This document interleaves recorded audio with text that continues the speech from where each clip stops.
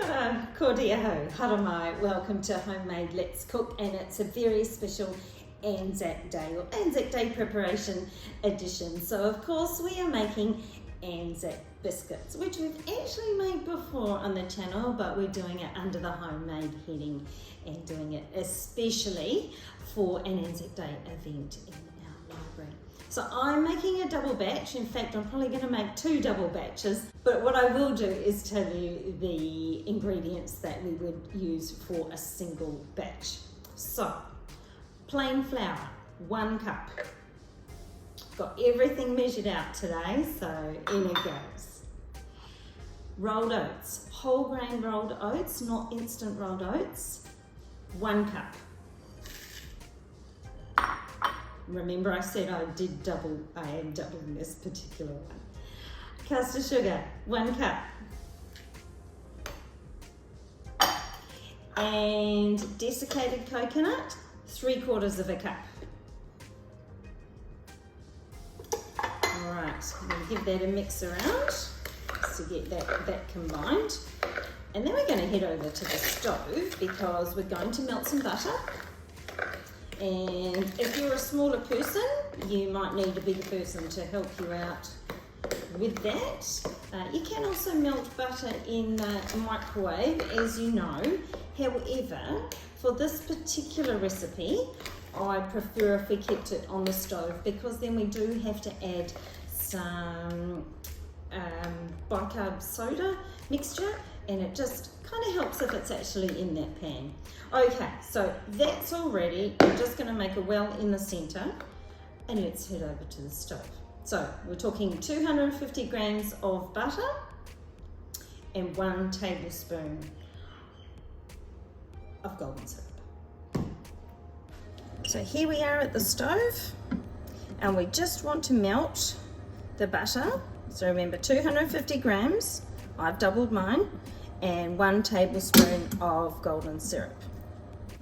Now, I did forget to mention that our oven is on slow. So for an oven that cooks, as you might expect, it's 150 degrees.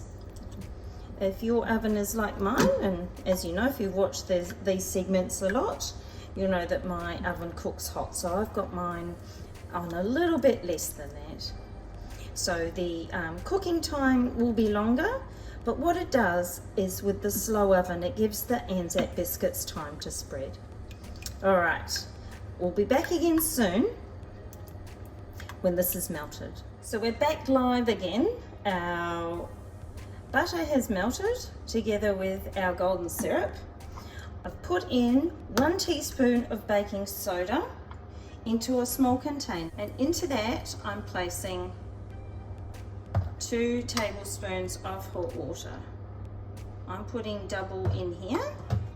So 2 tablespoons of boiling water to 1 teaspoon of bicarb soda.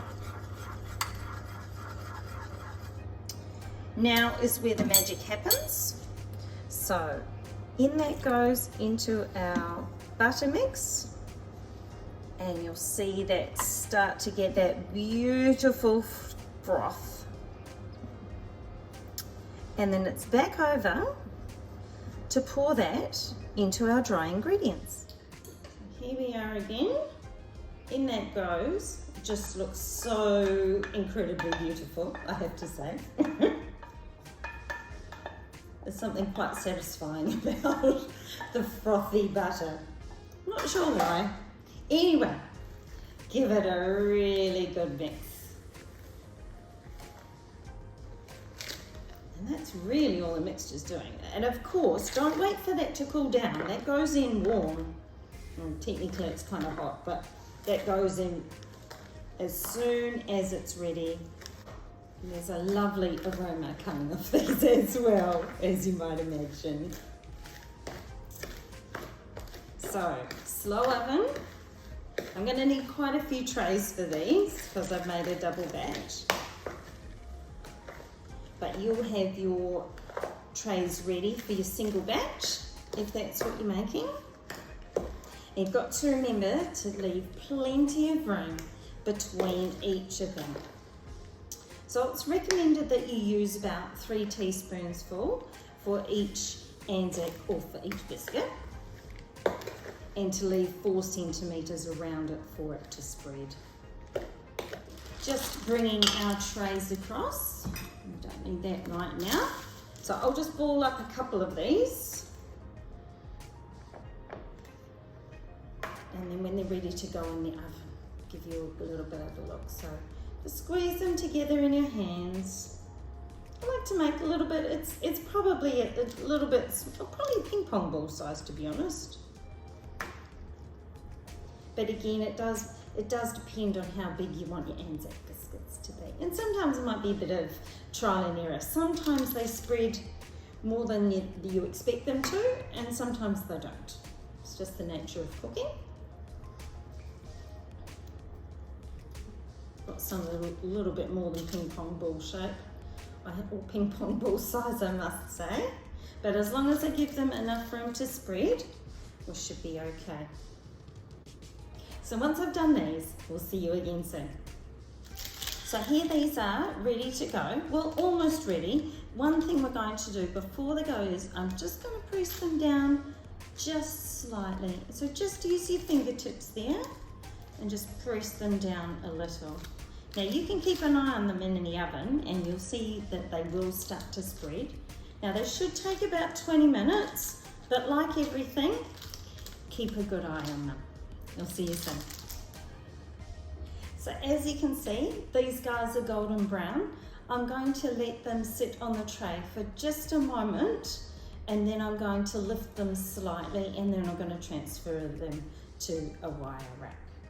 I really hope you've enjoyed baking with me today. It's been a pleasure to have you, and I hope you've enjoyed making ANZAC Day biscuits, lest we forget.